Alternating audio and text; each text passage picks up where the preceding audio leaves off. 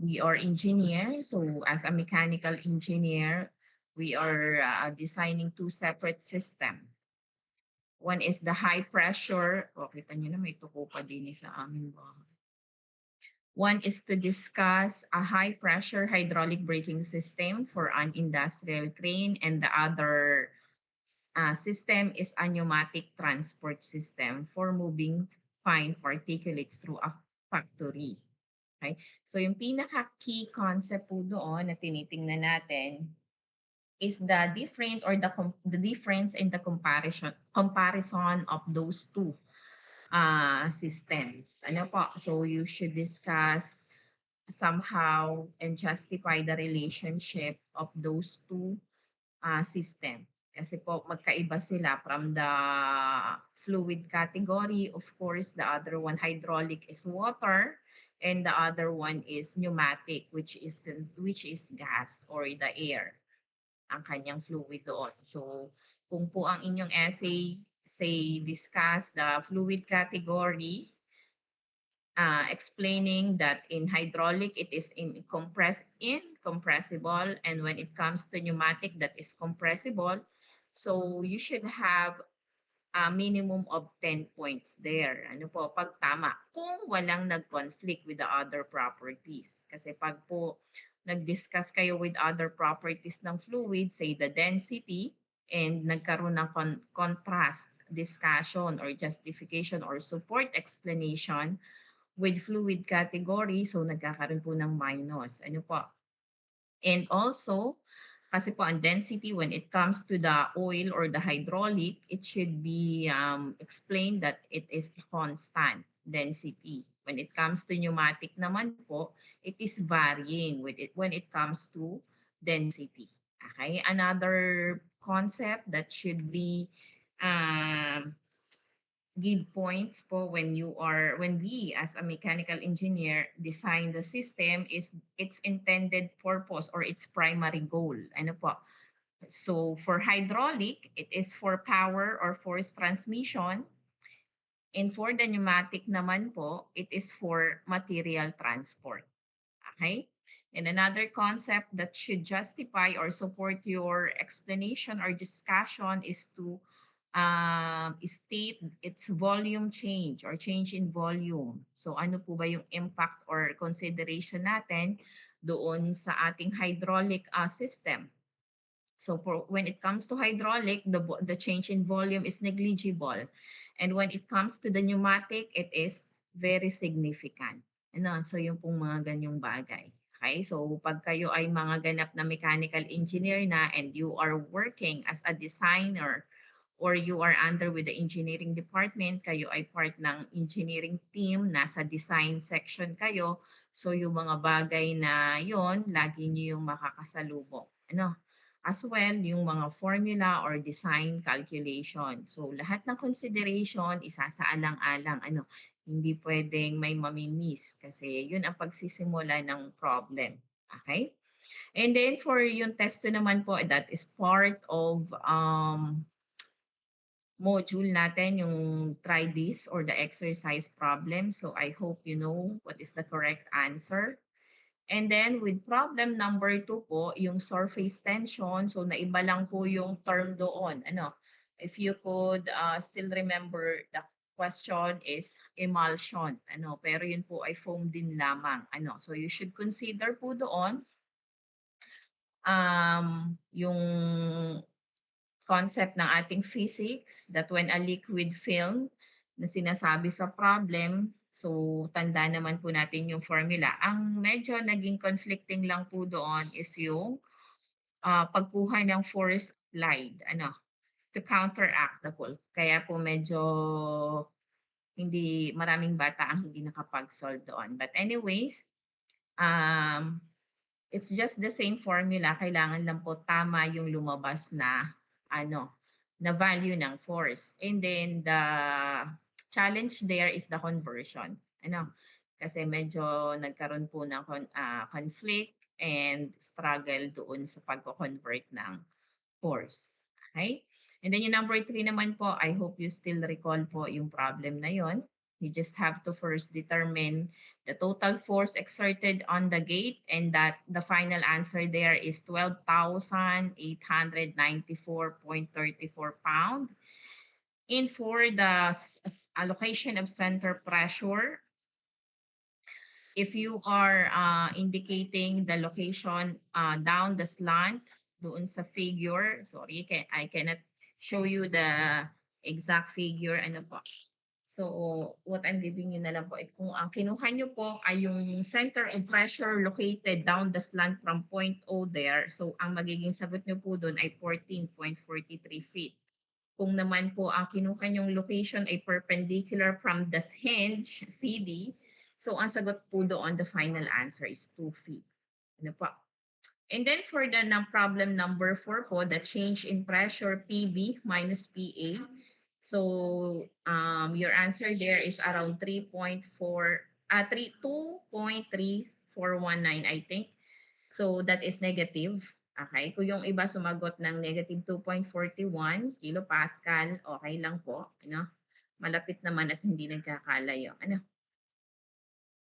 And then the last problem po, yung fish pond, ay, no, not last pala. Yung fish pond gate.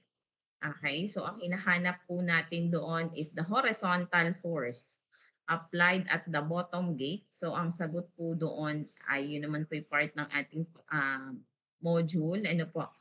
Is 23,587 point something. Ano po? Hindi ko matandaan yung decimal. And then for the last problem, still ito po ay given exercises natin sa module. So yung pressure of water flowing through a pipe, yung pressure in the pipe ang hinahanap natin, and final answer po doon is 33.57004 kilopascal. Okay? So kung meron po ako namalian, pero yun ang sagot ninyo, so you may raise your concern po. You can chat me through Messenger, send the photo of your exam para mabago ko po yung score po. Okay? So may tanong po kayo with your score. Let me present lang po yung topic natin po today. So on Monday, lagi na lang ganun, ano, we have a scheduled meeting on Monday. Tama po? Okay, inahin ko lang po yung announcement bago tayo. Kalimutan ko. Monday will be asynchronous na may nag-announce na po sa inyo.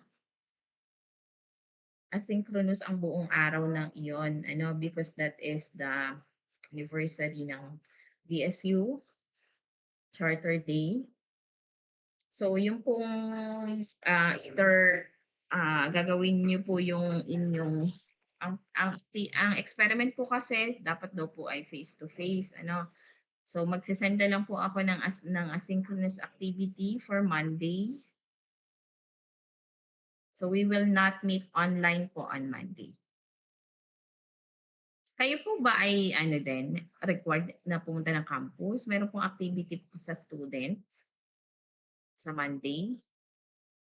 Or wala po? Lahat po kayo nasa bahay?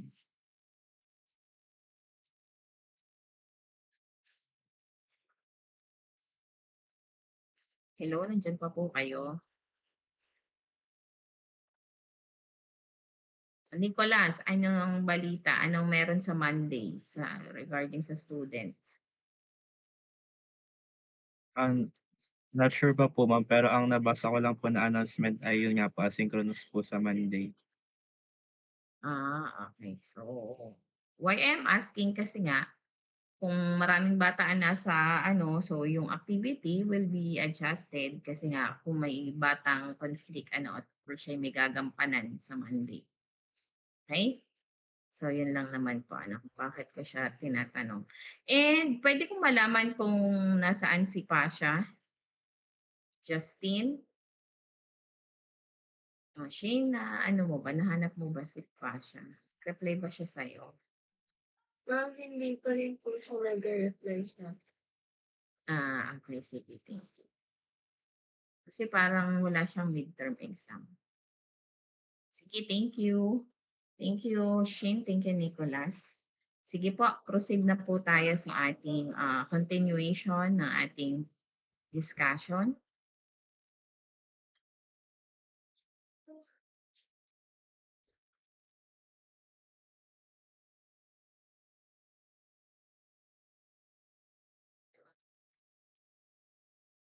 Okay, so last time, tama po ba? We have already started the hydrostatic force on curved planes.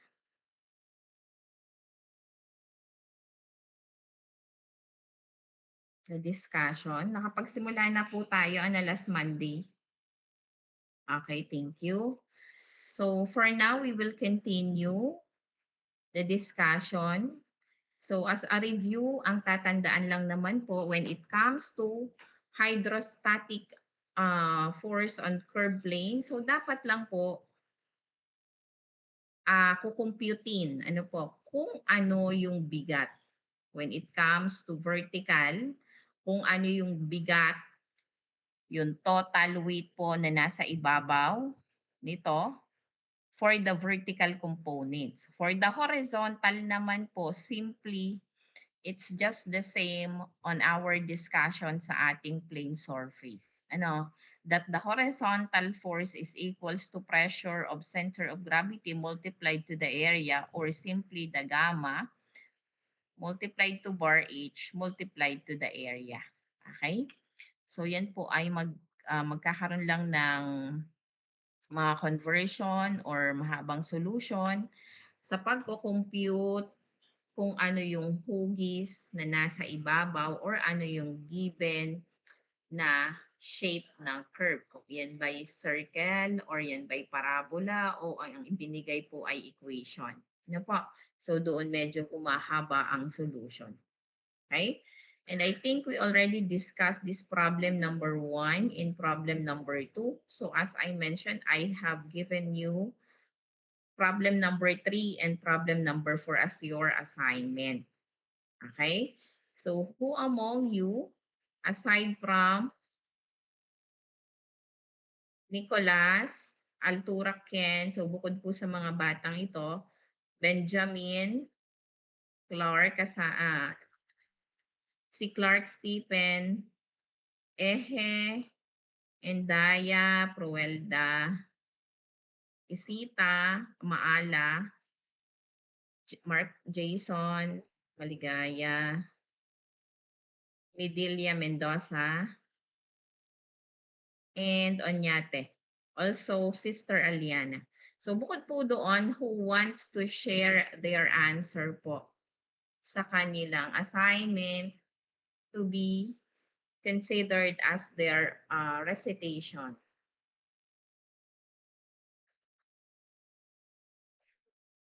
Walang assignment na ginawa?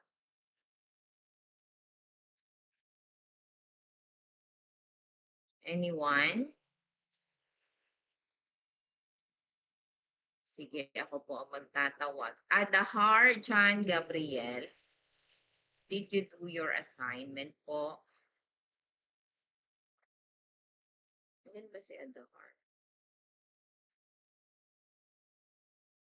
Yes. John Gabriel, are you there po?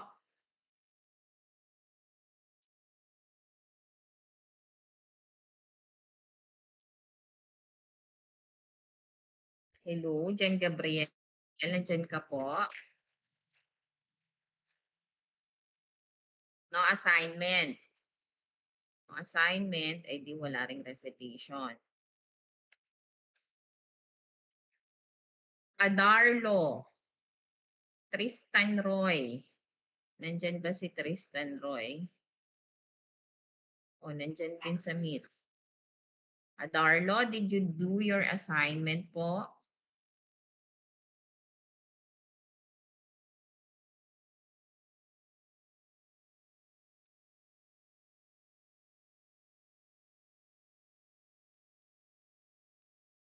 Wala din?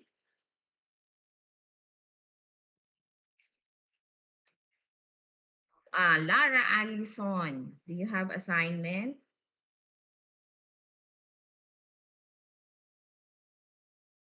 hindi gumagawa ng assignment?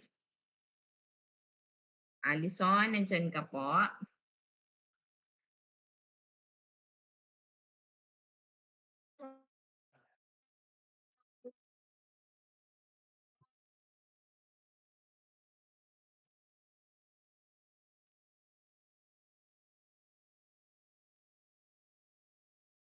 Alison, may sinabi ka po? Hindi ka namin marinig.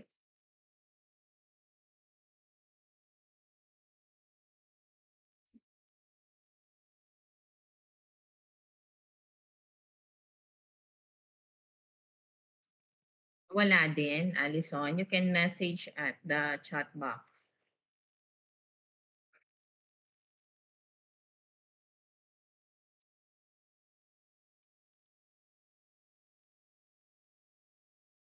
Bakit gano'n? Yung mga students hindi basta na-attend tapos wala na, ano? So pag gano'n ang ginagawa nyo, attend tapos hindi nagre-review, tapos pag may inyong exercises hindi nyo gagawin, talagang mahihirapan po kayo sa inyong exam. Alison, nandiyan ka? Wala din? Okay, how about Kalimlim? Kalimlim, Brian Curry. Brian, nandiyan ka? Yes, good morning. So wala din. How about yes, Micaela, are you raising your hand? Yes po, ma'am. Are you willing to answer or and give your assignment, show your assignment to our classroom?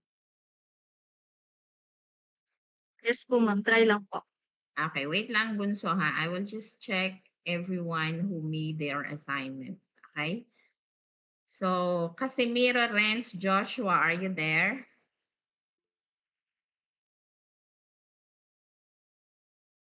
Hindi dahil.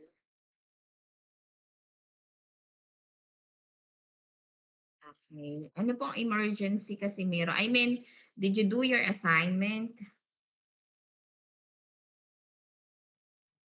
Renz? Yes po, mawala pong scan. Okay. Renz, send to me when you are already. Ano pong pinagdadaanan mo po? Ano pong emergency niyo po sa bahay? So, kung may emergency ka, you can just send letter po. Anong meron dun sa inyong emergency?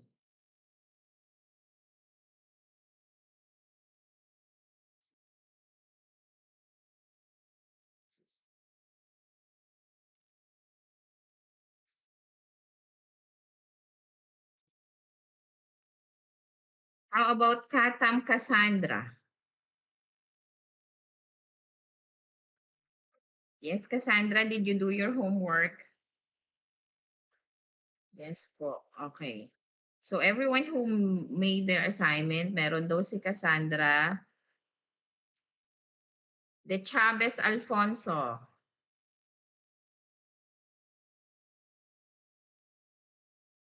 Alfonso, are you there? Ma'am, di po ako naka-attend nung Lunes ng Flumec po. So, Yes, mahina pong wifi namin. Hindi ko po alam na may assignment. Kung nagtatanong. Okay, De Leon Emmanuel. John Emmanuel. Ma'am, good morning po.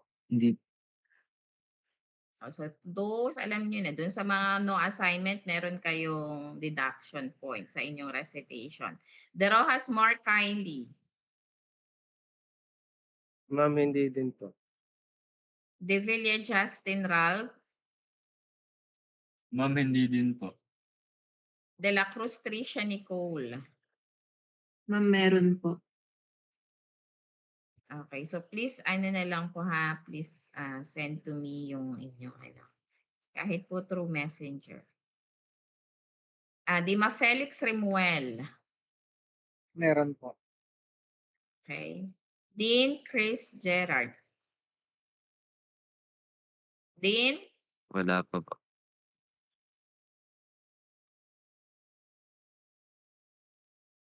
Garcia Brent. Nagsagot po, ma'am.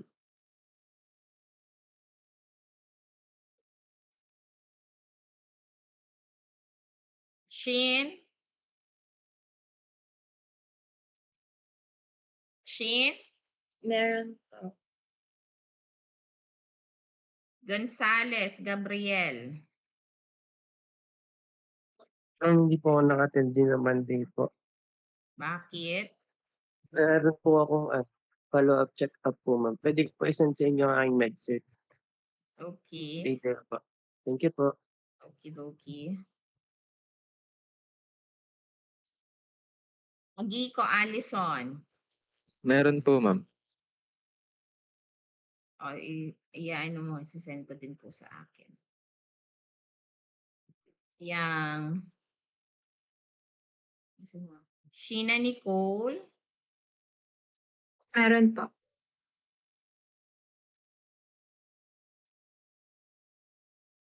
Javier Mark. Mark Ma'am, Johannes. number 3 lang po. Bakit? Magbuhat Samantha. Meron po, ma'am. Martinez Denmark.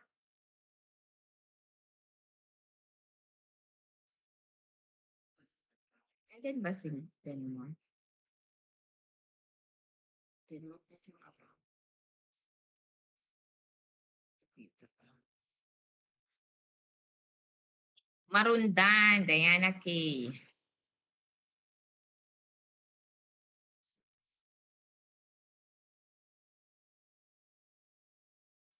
Daniel.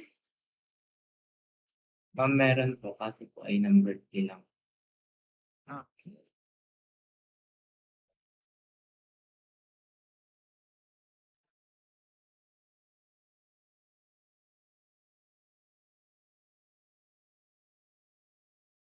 Joyla.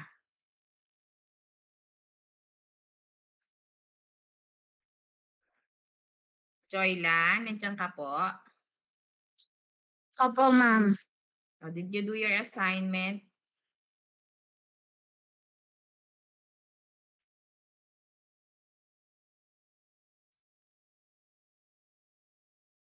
Joyla?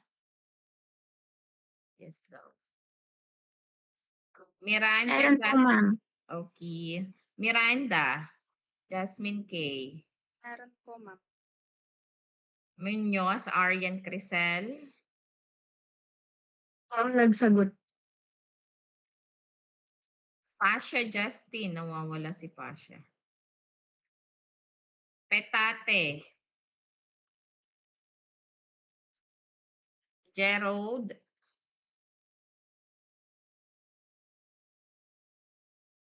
Wala din.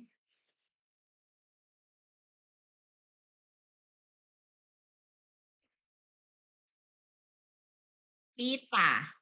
Kitlin. Meron po, ma'am. Cebolino. Meron po, ma'am. Meron po, ma'am. Rosales, Carl. Brian. Nandyan ka ba? Wali. Torano. Ma'am, number 4 lang po.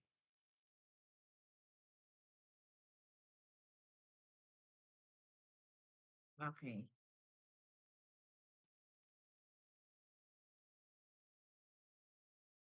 Sige po, let's start discussing because I already gave you the answer po dito. Ano? So, actually, kasi ang board work po, ang recitation nyo, hindi siya basta yung add points. Ano? Siya po ay kasama sa assessment. So, you should have a recorded score para po sa inyong grade. Ano? Let me see the CIS po natin. Para makita natin kung ilang percent ang inyong recitation po.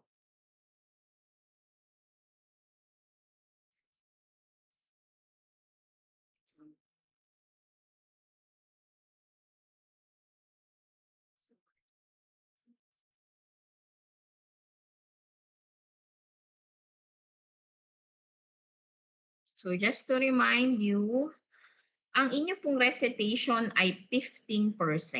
It is equivalent to your midterm exam. Okay? So, kaya po, hindi po pwedeng huhulaan ko po ang inyong score sa inyong recitation. Ano? So, it comes with your active participation, doing your homework and exercises, para magkaroon po kayo ng 15%. Ano? It's same weight with your prelim and with your midterm exam. Okay? So, kung hindi nyo po alam, we are on week ano na po. Magtatapos tayo ng week 11. So, meron pa po kayong experiment. And then most of you wala pa pong recitation. So, alam nyo na po kapag hindi kayo nakapag-recitation. Given with the chance and opportunity, na-advise ko naman po kung during online tayo po ay magkakaroon ng recitation. Okay, so yung pong recitation at board work, we cannot habol-habol this one po after final. Ay ma'am, magre-recitation po ako. Paano? Tapos na yung discussion natin. Ano?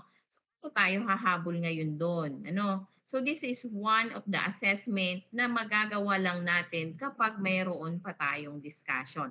Kapag naubos ang discussion, wala na pong magiging recitation at board work solution. Lalo na po ngayon na tayo ay online during Friday. So you can take the opportunity na online siya ginagawa. Ano po? Naiintindihan po ba ako ng lahat? Okay, so let's continue po.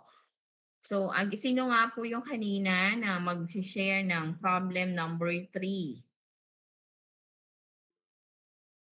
Okay, yes, Mikaela Pasuyo. Please present your own solution with this problem po.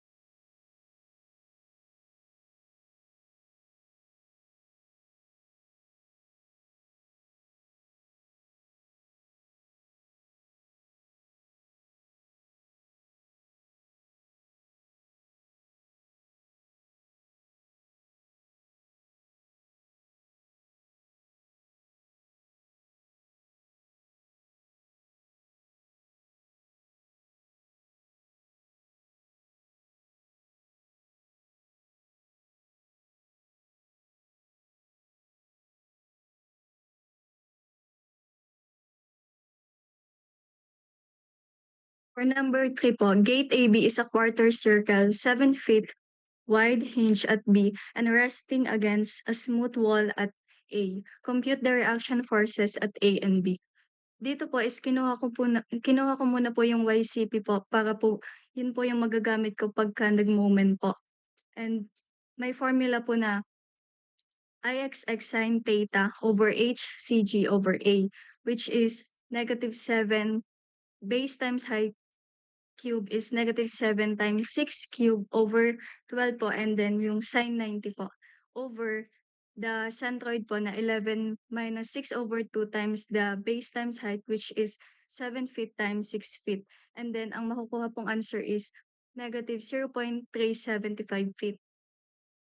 And then sa pag-compute po ng FH, meron po tayong formula na H bar gamma times H bar times the area, which is 64 LB feet cube times yung pong centroid natin na 11 feet minus 6 over 2, and then yung base po and height na 7 feet times 6 feet.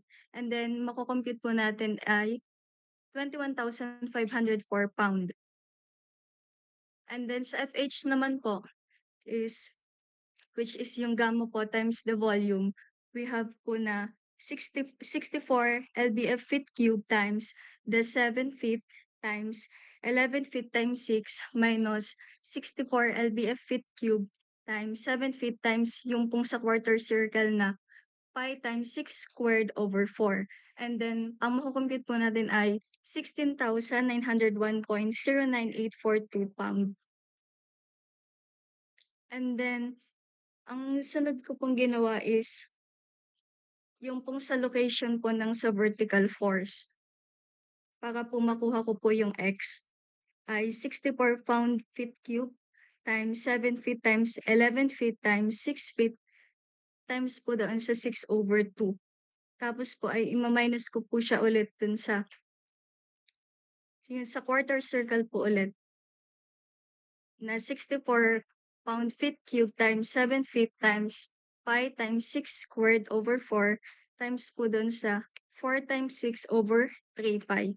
And then ang makukuha ko pong value ay 16,901.09842x, which is kapag ay equal pa po siya dun, and then ang makukuha ko pong x ay 3.339901.265 feet. And then kung makikita po dito sa figure is magmo-moment po tayo para po makuha yung mga forces po.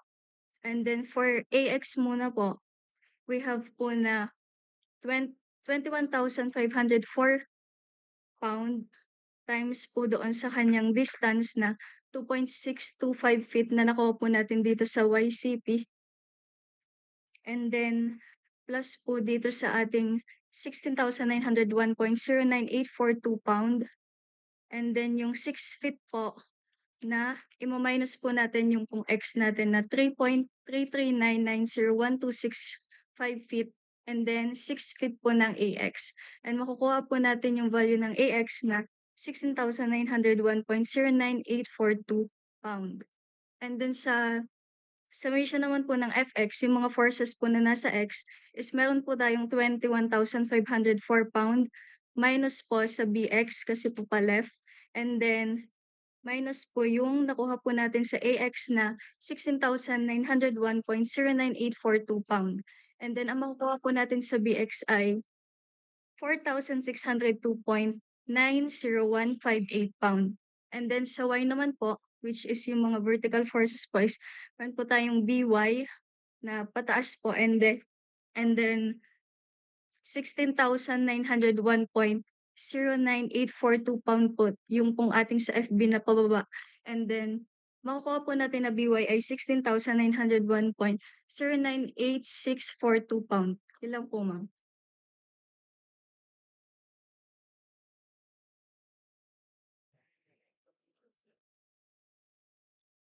Okay, thank you.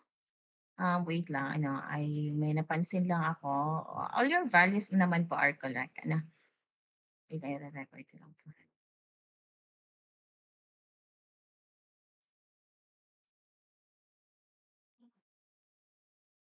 So, wait lang.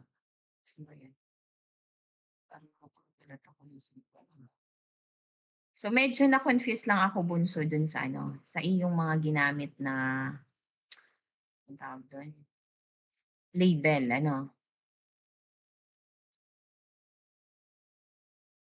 Kasi yung tama po, yung FH mo, ginamit mo rin siya equal to IG sine theta over A and then multiply to the bar HCG. Well, actually, FH is designated or it correspond to the horizontal force. So what I am talking about, kapag po nag-illustrate tayo niyan, so yung sinasabi po nating kasi kanina kay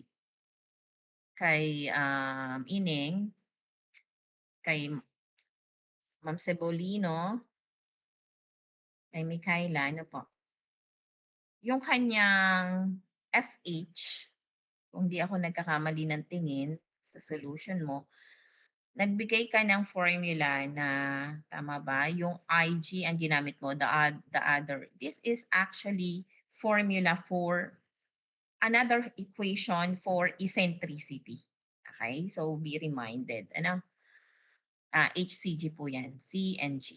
Okay? So ito, this will be 90 degrees kasi tuwid yung vertical natin. And then we have the IG, and then we have the area, the bar H. Okay? So this is not FH. Okay? So dalawa yung FH na pinagamitan mo. Actually, this is the eccentricity. Okay? Just to correct. But overall, the values there are correct. Kasi pag po tayo pinresent po natin ito, di po ba ang ating horizontal force dito ay naandito, yung ating FH. This is our FH. Then, kapag kumuha tayo ng center of gravity with respect dun sa ating vertical, somewhere, ang location po kasi nitong horizontal is the CP, center of pressure. This is the YCP. Ito po yon. Yung taas niya, from the surface to the point of the horizontal force, we call it the YCP. Okay? So, it depends to you. Basta yun po ay CP, center of pressure. Tapos, naandoon pa sa taas niya ang center of gravity. Kaya ang tawag natin dito ay bar H. Bar H, CG. Ito naman po yung center of gravity. And the distance between them, this one po, is the eccentricity. Okay? So this is the eccentricity, the formula for that. And finding the value, yung kanyang HCP, ito, which is equals doon sa bar HCP din, kasi siya nga po ay tuwid, 90 degrees. Okay? Pero kung naka-angle po yan, ay di kung anong angle nito. What is the angle po ba nito? Basically, this angle. Okay? This is 90 degree. Kaya, sine 90 ang ginamit doon. So, I hope you get my point. So, the values naman po na pinakita ni Michaela are correct. Tama ang kanyang horizontal force. Tama ang kanyang vertical forces. So yung lang indication kung alin, kung aling label ang nagkatalo. So ining please correct your solution, kasi dalawa yung FH mo doon. Kasi yung ating eccentricity, kung matatandaan po ninyo, sa plane surface, sa ating formula, dalawa po, kapag IG lang, tapos ang kinuha, yung in-replace na value, ating formula ng eccentricity, ay yung may area na formula sa eccentricity, since hindi pa naman po natin nasosolve kung ano ang value ng force, so hindi natin siya magagamit. Kung matatandaan nyo yung formula na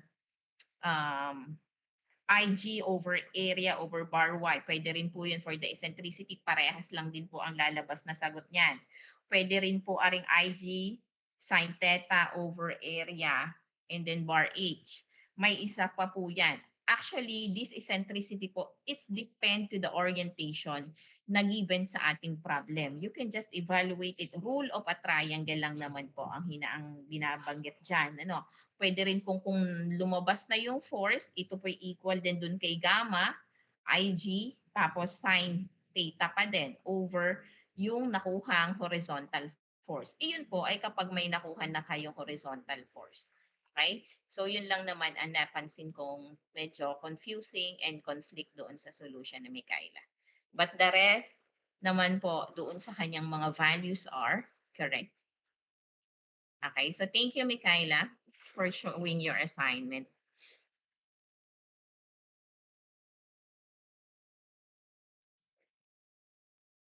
Okay, so let's discuss naman po ang ating problem number 4. So this one. Okay, for problem number 4, who wants to show his... Okay, may I hear it from... Sino unang nag-raise ng hand? Samantha. Yes, Samantha. Please share your work po.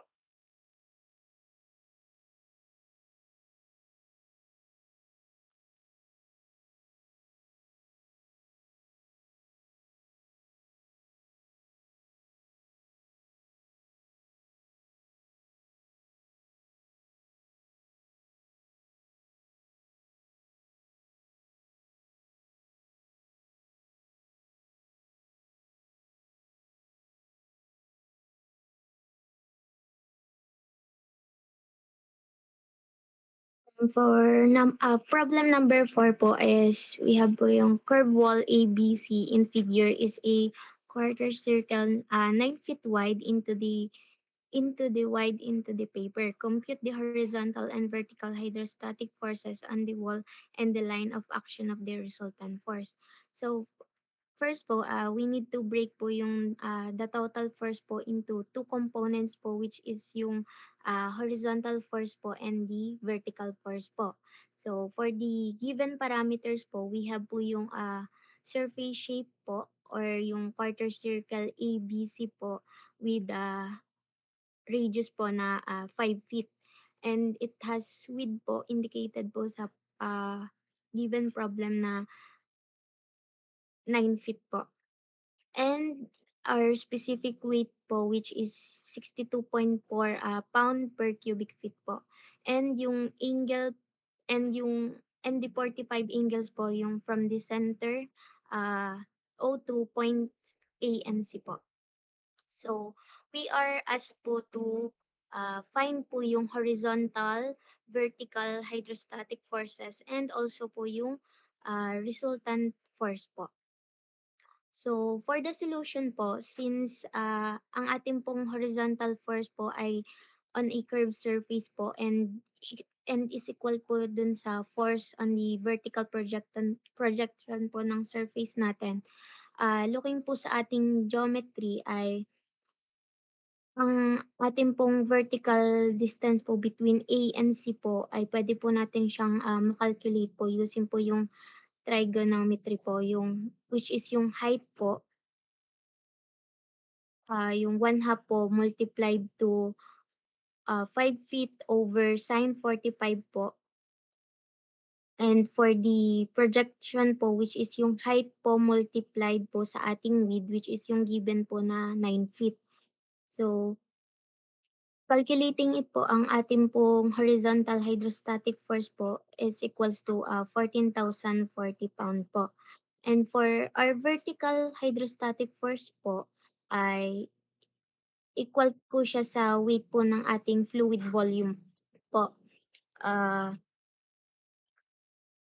Which is yung circular segment po and yung circular segment po and yung area po ng quarter circle po natin. May ima-minus po siya dun sa area po ng ating triangle. So, ito pong ating specific weight and yung ating pong area of sector po minus po dun sa ating area po ng triangle, which is yung base times height po. And for calculating it po, ang ating pong vertical hydrostatic force po is equals to 4,006.99014 pound po. And for the resultant force po, since we have the components na po, we can use po yung ating Pythagorean theorem po. So, Fr po is equals to the horizontal hydrostatic force po squared plus yung ating pong vertical hydrostatic force po. Substituting po yung ating mga nakuhang values, we have po and calculating po, ang ating pong resultant force is equals po to 14,600.60,172 pound po. And para naman po dun sa direction po ng ating resultant force po na ay the angle po is measured po from dun po sa horizontal. Then we will use po yung ating tangent theta po is equals to yung ating pong vertical hydrostatic force po over yung ating pong horizontal hydrostatic force po. Then calculating it po, magkakaroon po tayo ng ating pong angle o yung ating pong direction po as 15.92864,901 degree po. Lang po. Thank you po.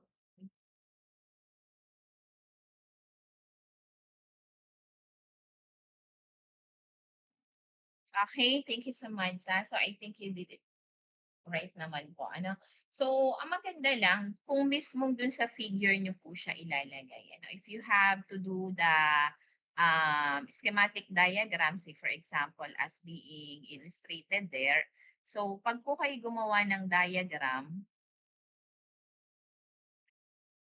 yung mga referencing, say nakakuha kayo ng value ng vertical force, ano po? So dapat pag you draw it aside of this actual figure, then you isolate, di po ba? Say for example, ito naulit na natin, ano? So dito, nung maulit niyo yung drawing, so ilalagay niyo kung nasaan yung inyong nakuhang vertical force. Ano, halimbawa, dito nyo siya ilalagay dun sa pinaka kinuha nyo na this is your vertical component. Ano po, and then you have here yung inyong horizontal. Okay? And then you show nasaan naman po yung, di po ba magkakaroon kayo din, this is your HCP. Kumbaga, dun nyo po siya mismo ilalagay sa pinaka illustration po ninyo. Ano po? So, and then from point O, kung ito po ay dito ko na lang inilagay, ano, so nandito yung inyong pinaka, say yung inyong resultant. Ano po? So, dyan pumunta yung inyong resultant, FR. So, syempre, nandito, nakuha nyo, this is now your line of action ng inyong resultant force. No? So, tipong ganung bagay po. Ano? So, yun lang po. But anyway, nakuha naman ni Samantha ng yung mga tamang sagot and present it well sa kanyang solution. Okay? So, may tanong po kayo about the hydrostatic forces on curved surfaces? Kasi yun lang po ang medyo struggling, ano, kapag po naiba ang umikot o kaya nasa kaliwa, nagpunta naman sa kanan ang curve plane or kaya siya ay naging parabola na, naging equation. Ano. So yun lang po yung mga bagay na dapat tingnan po doon. So may tanong po kayo about hydrostatic and curve planes. So matanong ko lang po, anong pong araw kayo nga po, sensya na hindi ko na matanda, face to face during the week? Ano pong mga araw? Wednesday, Thursday po, and Saturday po. Saturday, negative na po yun. So, Wednesday, Thursday. Wednesday, Thursday. Gawa po ng inyong experiment. So, Wednesday, Thursday, wala naman tayong meeting.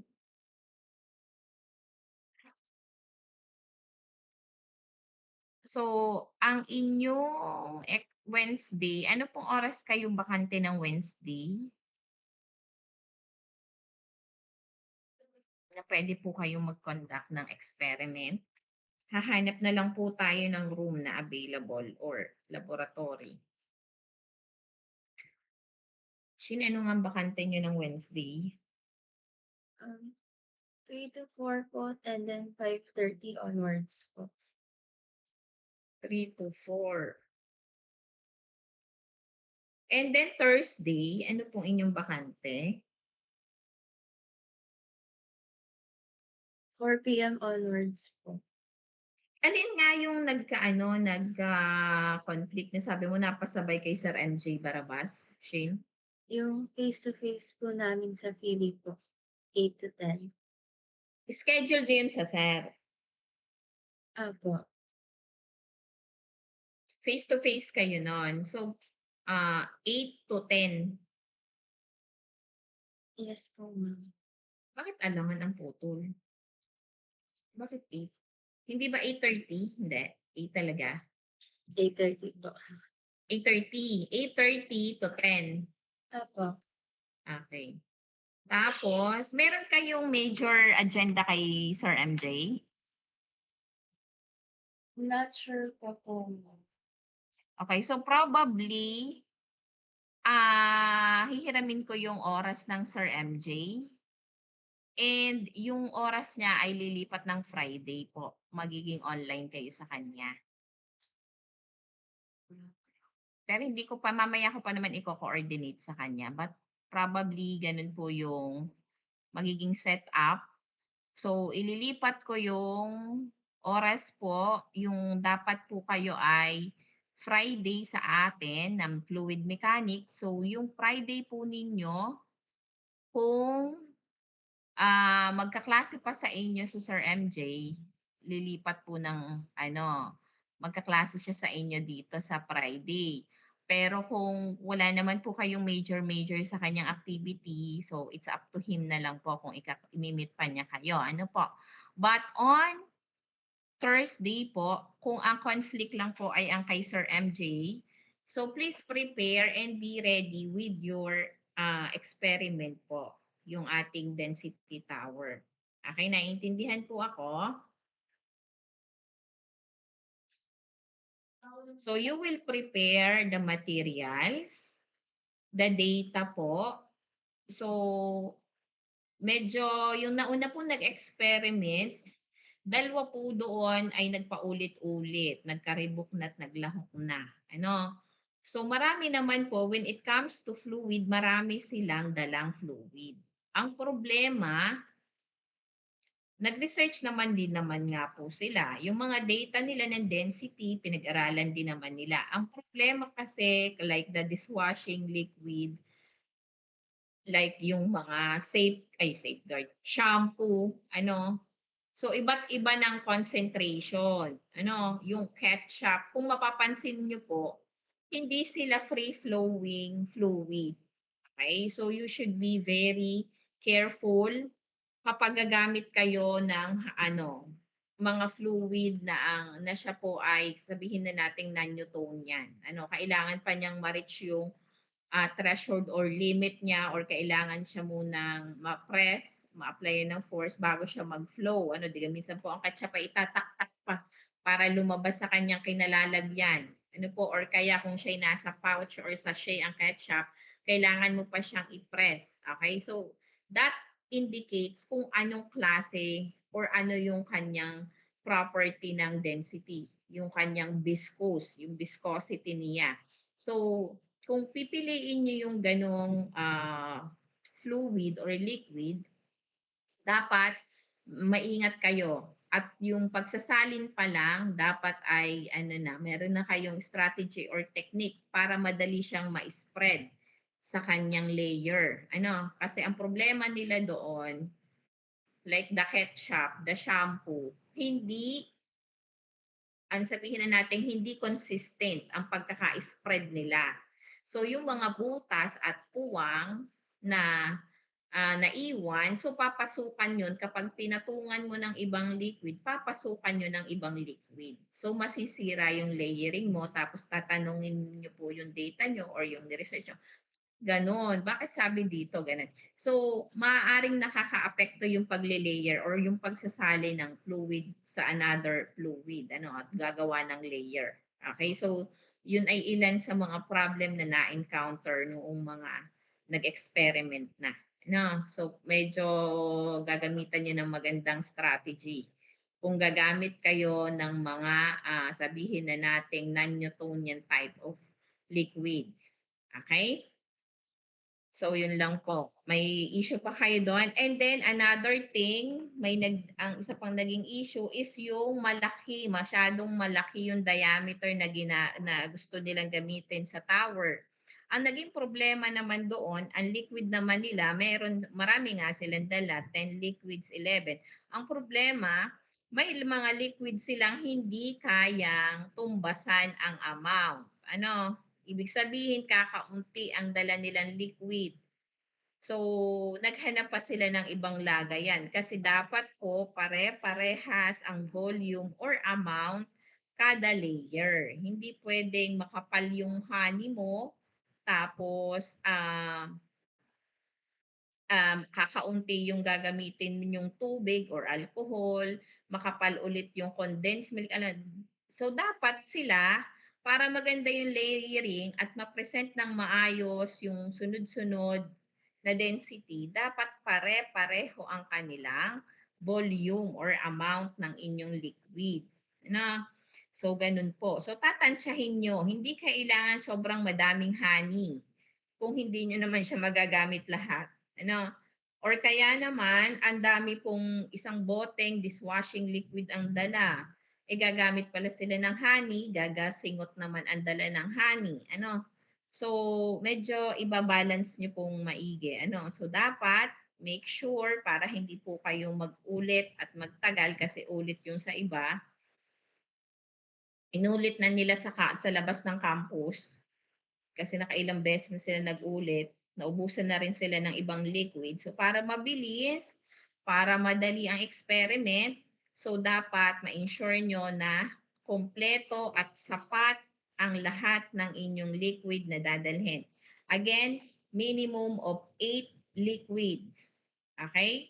So I will be dismissing you early po ngayon. Because I will be posting the guidelines. I think I already post it naman po na yung sa experiment.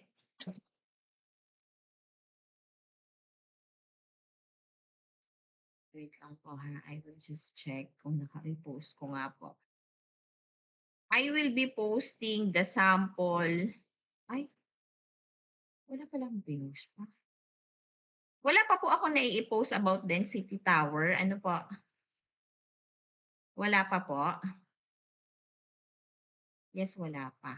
Okay, so I will be posting and the remaining time, please use it para makapag-gather kayo ng data.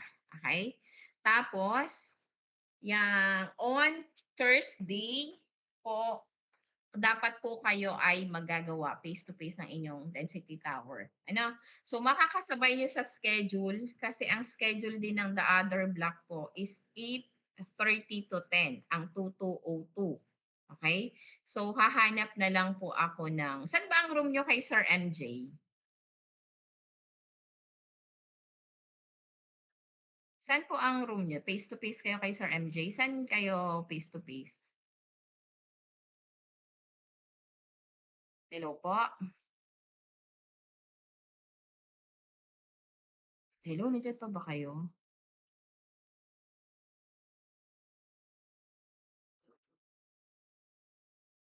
Hello? Sheen, nandiyan ka ba? Yes po, ma'am. Wala pa pong room, nasasabi ko. Bakit? Kala ko regular schedule kayo sa kanya. Ano po siya, ma'am, since Friday po kasi face-to-face namin sa PD. So parang ginawa pong Thursday para makapag-meet kung kami face-to-face. Pero face-to-face day nyo talaga ang Thursday. Yes po. Supposedly online kayo kay Sir MJ. Wala po talagang schedule yung 8 to 10 po namin on Thursday. Kinuha lang po ni Sir MJ. Ito kasi si Shin, pampagulo eh. Ano daw ba gagawin nyo kay Sir MJ? Nabanggit na niya sa inyo. Hindi pa po. Sige, sige. So wala kayong room. Yes po. Hindi naman kayo kakasya sa OS2, OSEP.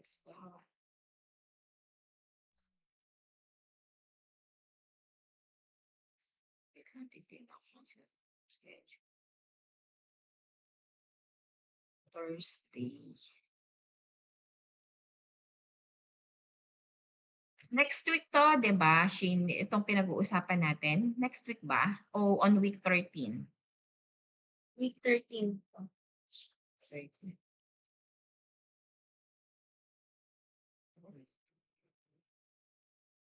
Good.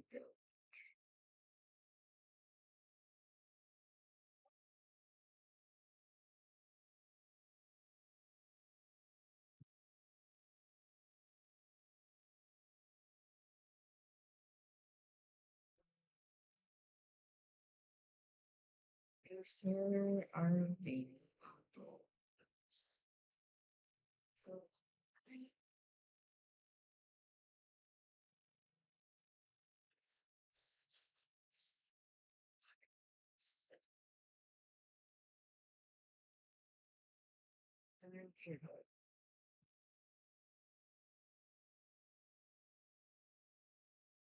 so, sige, may message ko na lang kayo.